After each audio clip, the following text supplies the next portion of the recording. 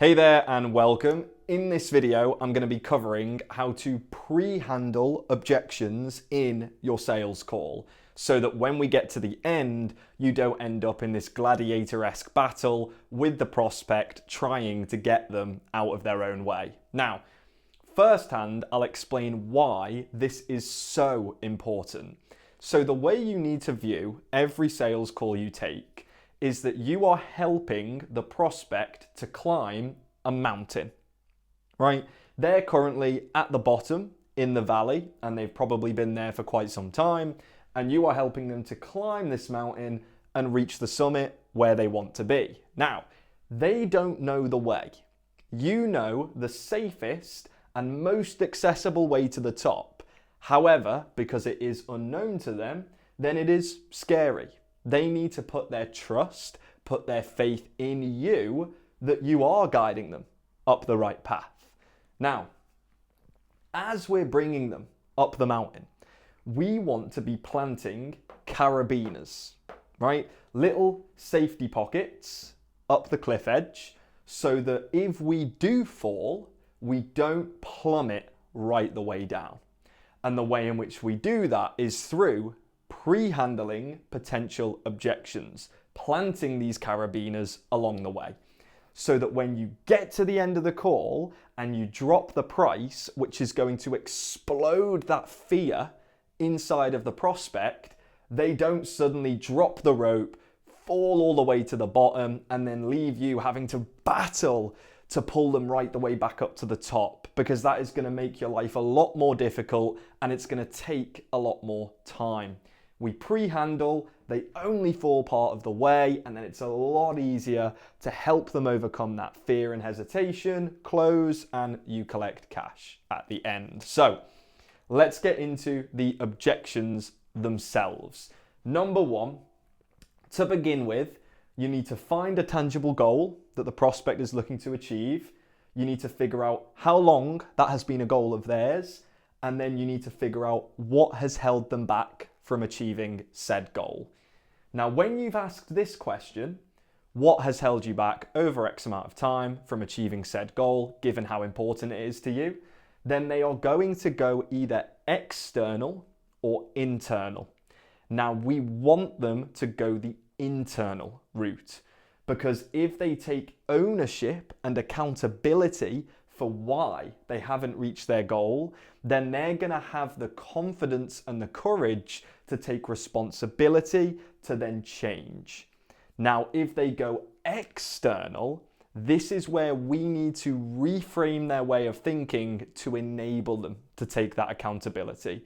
Because if they don't take accountability and responsibility for why they're in the position in the first place, then they won't be able to do so to make the effort to change. Now, if they go external, there's a few options and a few pathways they can go down. However, there is a set tree.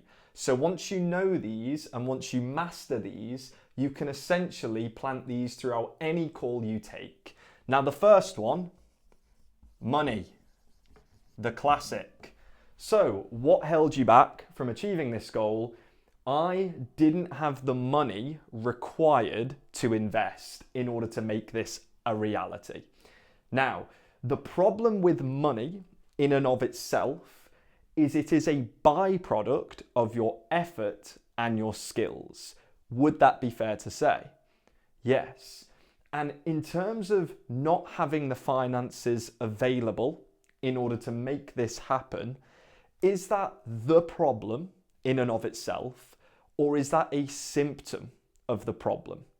And what I mean by this is, if you had the skills necessary to then start this business, would money still be an issue? No, because once you've got the business, you'll be making more money and this will no longer be a concern. So if we continue allowing the concept of not having the finances initially to be the reason as to why we can't start to actually generate the finances, then what will the future look like if we maintain that way of thinking? Well, we're not going to change, are we? So how much longer do you want to allow money in and of itself to be the reason as to why we haven't achieved this goal? And when do you want to take responsibility and accountability, find a way to become resourceful and overcome this limitation? That's the way in which we're going to reframe this way of thinking so that they no longer view a lack of money in and of itself, the physical product, to be the primary issue. The main issue here is actually their lack of resourcefulness, their lack of confidence to put themselves into perhaps a scary financial position. So the issue there is, it stems to fear, more than likely. Because if they had the confidence in themselves that no matter what, if they get the money together and they invest into themselves, they've got the work ethic, they've got the skill set to make it happen, to make it a success, then it wouldn't be a concern. Because they'd have full confidence that they were going to make that money back and more. So this is the way in which we need to reframe that, as if they continue externalizing and saying it's money in and of itself, they're not taking the accountability. Now, that's money. The next one, a very common one, time. And we've got two factors of time here: lack of or not the right time. Now, lack of time. Quite a similar reframe to money. So, in essence, time comes down to what we prioritize in our life. Would that be fair to say? Yes, we dictate how we spend our time. Now, if we look at time, rather than using the same reframe that we did for money, right? Offering the example of, is it a problem or a symptom? We can allow them to take ownership by using an example of somebody else in this case. So when it comes to time, would you agree that there is somebody else out there who also has a family, works a 9 to 5, and doesn't have that much time available in their life, but still found a way to prioritize where they spent their time and started a business and made it a success? Would you agree that that has occurred? Yes. So given the fact that that is a possibility and others have done so before, would it be fair to say that that can't be the sole reason in and of itself as to why we haven't achieved this goal? Yes. So coming from an extreme ownership perspective now, what do you feel has really held you back internally from prioritizing the time needed to escape your current circumstance and achieve this goal? There we go. We've taken time in and of itself, and we've brought it round to them understanding that they need to take accountability and responsibility once again. Now, that's lack of time. But we have not the right time. I just didn't believe it was the right time. Now, we can use an analogy for this one, because when somebody says it's not the right time, well, who determines and dictates when the time is right? Well, it's me, of course, right? It's you. And when people say it's not the right time, what they usually mean is they don't fully trust themselves to just commit and go all in at the present. I mean, one way of looking at this, like, do you mind if I share a perspective? Yeah, so let's say there were two artists, two painters, right? And they set up their stool, they set up their easel, they've got a lovely landscape, and they're both sat there with the paintbrush in hand. And one of them just sits there staring at the blank canvas. Now, the other artist just begins painting, and every time he fills the easel, he moves on to the next. Now, a man walks over to the artist who's sat there, right, who hasn't started painting yet.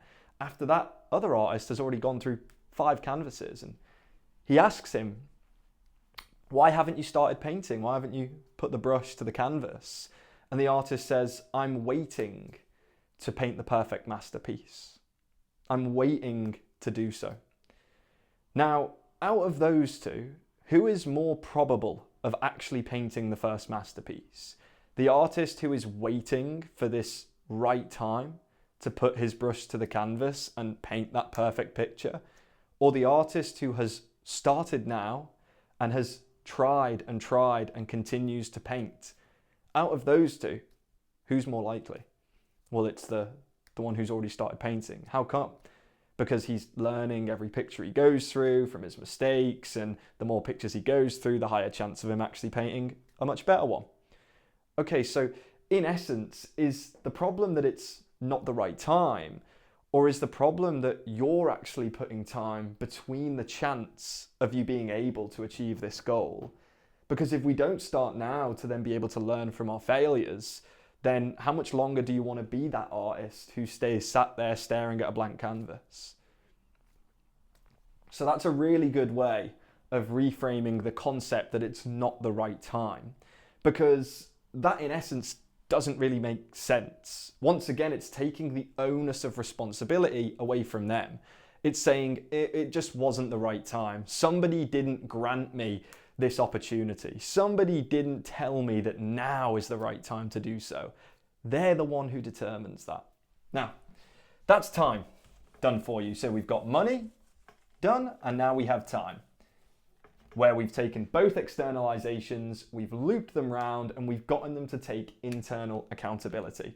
Now, an offset of this is mentorship.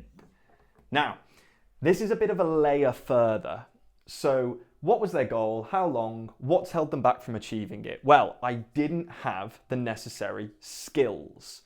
Okay, and I suppose given the fact that you didn't have the necessary skills needed to start this, then what held you back from actually investing into a mentor to get the education and the guidance needed to then have the skills? Well, from mentorship, we've got two offsets. We've got the issue of trust. We've got the issue of right opportunity. And a third one, and this is only if they actually have done a mentorship, is burnt in past. So we'll start with the two if they haven't started a mentorship. So what's held them back from investing into a skill set? Trust, right? I don't know whether things are a scam out there. Now, we want to gain context on this circumstance. So in terms of their lack of trust, where does that actually stem from? Does that come from personal experience, or is this from an anecdotal tale that you've heard? Now, for the most part in this case, it will be an anecdotal tale, so to speak, because if it's personal experience, we can go straight to the burnt in the past. But let's say here for trust, they haven't tried anything before due to a lack of trust from things that they've heard online. Very common, right? You hear about scams all the time, so I wasn't sure whether to invest into something because I don't know whether I'm going to get the value.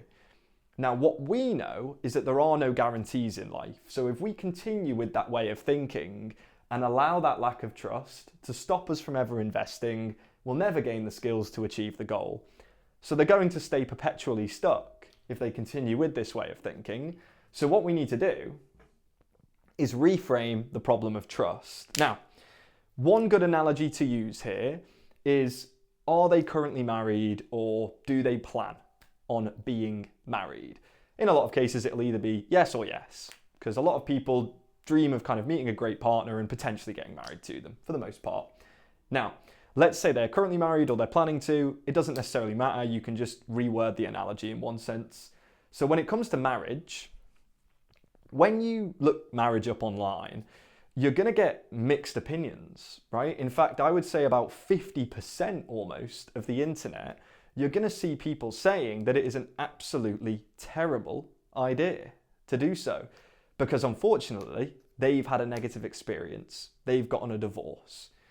Now, if we go online and we go through these forums and we see these comments and we see these stories, are you going to allow the voice and the opinion of others to actually stop you from ever seeking your future partner to get married yourself? No, I wouldn't. Well, how come?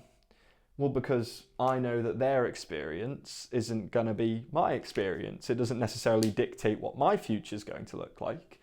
Okay, and if you were to unfortunately allow their experience to then dictate the way in which you made decisions moving forward, would you ever have the opportunity to actually have that loving relationship that you look for and have that marriage?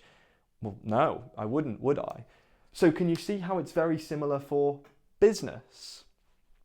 We can never know exactly what our experience is going to be like, but similar to marriage, you and I both know that the reason as to why a marriage is successful is due to the effort and commitment that both parties put into it. And it comes down to a level of trust. You never know what that relationship will turn into further afield. You just hope that your partner will be loving, caring, and then it will work out. It's the exact same for starting a business partnership. Until you decide to put your faith into somebody else, into trusting that they will provide you the resources needed, and you're also willing to put the wholehearted effort in, that's how we make this a success. So how much longer do you want to be the individual who allows the opinion and voice of others to hold them back from ever having the opportunity to achieve their goal? That's how we get them around the issue of trust when they need to invest into themselves to develop their skill set. Now, right opportunity. This one's a good one. Right opportunity is once again not taking responsibility or accountability for their situation. Now, we've got a really good analogy we can use for this, very similar to the artist analogy that I used. When people say that they're waiting for the right opportunity, what I've found is they usually mean that they don't fully trust themselves to commit and go all in. Because it's like, there were two students, for example, and they were both looking to play the piano. You have one student who says, I'm going to take the piano I've got now, find the nearest teacher and begin playing and learn in advance as I go. You have another student who says, I'm going to wait to touch a piano key until I've actually found the perfect teacher to do so. Out of those two students, who do you feel will actually become the better pianist? It'll be the one who starts playing. How come? Because they're just going to start now and learn from their mistakes and then continue to develop as they go. So with that in mind then, how much longer do you want to be the student who's sat waiting for the perfect teacher to arrive? When do you want to become the student who actually begins playing, learning from their mistakes and advancing as they go? And then from there, you're going to get them around to saying that they understand that waiting for the right opportunity is just, in essence, putting potential time between them attaining their goal. That's the deep-rooted level. So as you can see, it dials back similar to the others. It gets them to take accountability and responsibility, but we utilize analogies as that strikes up emotion. It allows them to have these visual sensations as we guide them through this image, rather than just barraging them with logic, because we understand that buying decisions are based on emotion and justified with logic, not the other way around. Now, last but not least, burnt in the past. So these two are if somebody hasn't found mentorship or invested into their skill set. However, some people have done. So let's say the reason as to why I haven't achieved my goals is because I actually invested into a mentor previously, but they didn't deliver on what I expected. They didn't provide me with the necessary skills. Now, you want to make sure this is a legitimate objection by first gaining some context. So you want to ask them, well, in terms of starting that mentorship, how much did you actually invest? Let's get a tangible price point. If it's a very low amount of money, well, given how important this goal actually is to you, what held you back from investing more, so that you can actually get the necessary performance, skill set, quality needed to develop the skills to achieve the goal? Because that could just lead back to a money objection. If they've only spent $50 and they're complaining they've been burnt in the past, well, really, the problem isn't the mentorship in and of itself. It's more so the fact that you've decided to go cheap on your own goals. That's deep down the problem. You wouldn't say it that bluntly to them, but that's what we know. So gain some context. How much was it? Let's say it was high ticket. Okay, so they've invested a fair amount of money, but they still feel as though it underdelivered. So in terms of that mentorship, were there others on board who actually did get great results? Figure that out. If no, okay, we understand it was probably maybe a scam, maybe not a good investment. If yes, okay, so if there were others that got great results, what differed from them to yourself? Now from here, as you can see, you're gathering context to understand whether the onus isn't actually on the mentorship, but more so on them. Because if there are other people on that mentorship who got great results and they didn't, then it's more than likely due to perhaps a lack of commitment, a lack of effort, some other reason has played a part there that is their responsibility. Now from here, of course, you can get them to take internal accountability off that and go from there. Let's just say they've invested, they were burnt in the past, they paid a high ticket price, and it didn't deliver. So it was in essence almost maybe a scam. It was falsely represented. From here, we need to reframe their way of thinking going forward, because if they allow this past negative experience to control and dictate the way they make decisions going forward, they'll never be able to muster the courage, develop the trust, to invest into the skill set to reach their goal.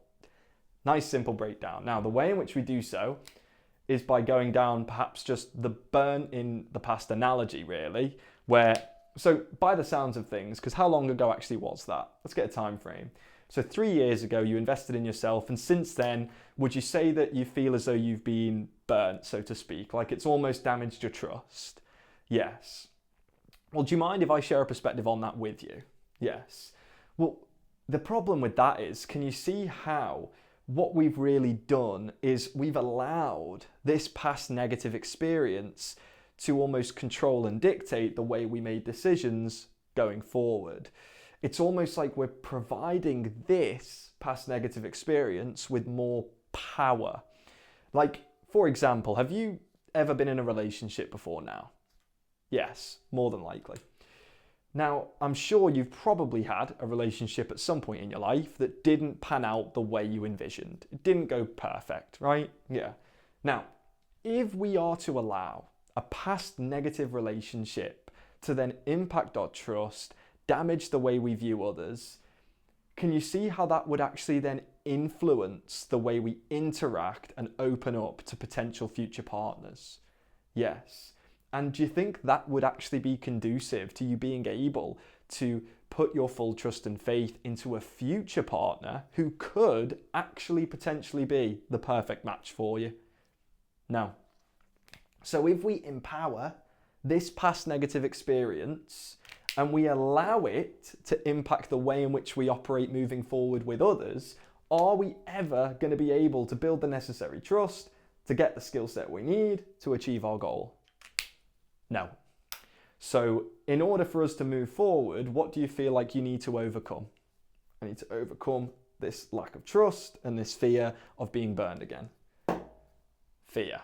We've got to the internal from there. So that's how we get them to take internal accountability and understand what they really need to overcome. The reason isn't that they were burnt in the past. The reason is because they were burnt in the past, it has amplified their fear because they now have a lack of trust and they can't overcome that fear. That's it. Now, one thing you'll probably have noticed by now is near enough all of these now stem to fear. In fact, they all do, deep down. So this is how we bring them round. Now,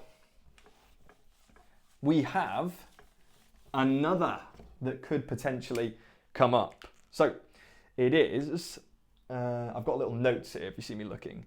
So we've got another that could potentially come up, and it's, I didn't know it existed. This is a classic. The reason as to why I haven't achieved this goal is because I didn't even know it existed. I didn't even know I could do this. Now, very easy way of reframing this, we can just use another analogy. Saying you didn't know it existed is like Christopher Columbus saying the reason as to why he never discovered America was because nobody gave him the map. Like, The problem here is they're not taking responsibility. They're saying somebody didn't tell me this was a thing. Somebody didn't show me this path. That's not taking accountability for their own life and the decisions that they need to make. So, how much longer do you want to let your future be in the hands of somebody else showing you the way and giving you the map? Because if Christopher Columbus, or any explorer for that matter, had waited for somebody else to provide them with the blueprint and the way to go, then they would never have been the initial explorer.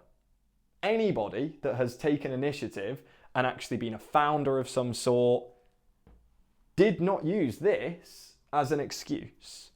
So we can simply use that analogy to bring them back around to understand that they don't want to be the individual who externalizes and says they didn't know it existed and that somebody hadn't told them.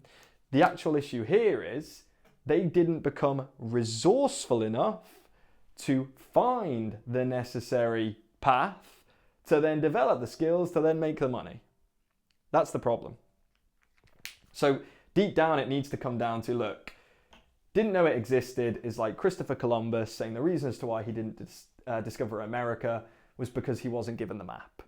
The issue there isn't the fact that it didn't exist. It was the fact that you didn't actually put your full wholehearted effort into finding or discovering the path for yourself. So how much longer do you want to be the individual who puts that responsibility on somebody else and says the reason as to why I didn't start was because nobody gave me the map? When do you want to become the individual who actually seizes control, prioritizes this in their life, and then draws the map themselves? That's how we overcome didn't know it existed. Now, there is one last potential issue that can come up. Procrastination. Procrastination isn't real. What procrastination really is a fear that their efforts will not pay off. Because, well, you say the reason as to why you didn't do this was because you've procrastinated. If I came to your door with a check for a guaranteed $5 million, would you procrastinate in coming to get it? No. How come? Well, because there'd be no reason to. You've got a check there for $1 million, right? It's because you know that the result or the outcome is guaranteed. If you get to that door, you get $5 million. So what procrastination usually stems from is actually a fear that the input and the effort will not give you the desired result. And therefore, that will leave you feeling low. That will have a fear of failure almost connected to it. So what you do is you use procrastination as a mask or a shield as to why you never even start in the first place to discover whether you can be a success or a failure or not. So how much longer do you want to be the individual who actually allows that fear of failure to hold them back? Fear. Let me write this in massive letters because as you can see, I'm sure you've all gathered it now after each example I've given. Fear. They are pretty much all of the externalizations that somebody can give. Time, not the right time, lack of time, money, didn't know it existed, haven't invested into a mentor due to trust, or didn't find the right opportunity, have invested into a mentor but was burned in the past, and of course, procrastination. That's the spider tree. That's the diagram that you need to go through. As long as you can understand how to reframe all of those externalizations, there aren't really anything else that they can say.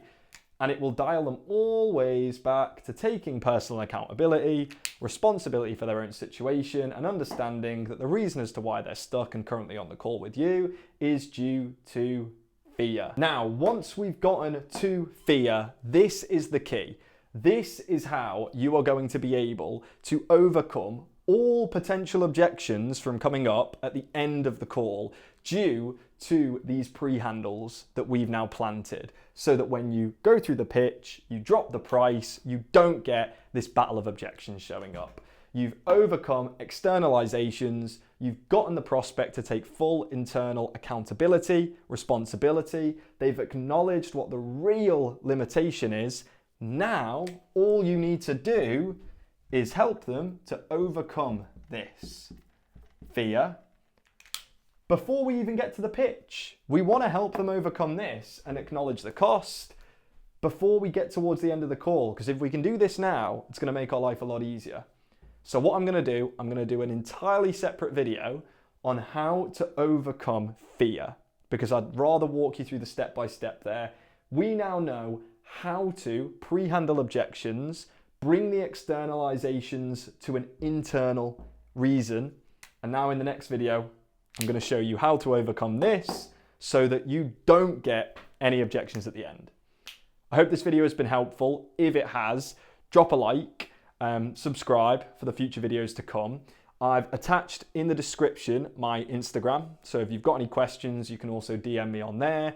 And there is also a link in the description if you would like to apply to work with me one-to-one so that we can scale your commissions and allow you to close more deals effectively and not need to overcome objections at the end of your calls. So I hope this has been helpful. I look forward to seeing you in the next one where we will overcome this, and I'll catch you then.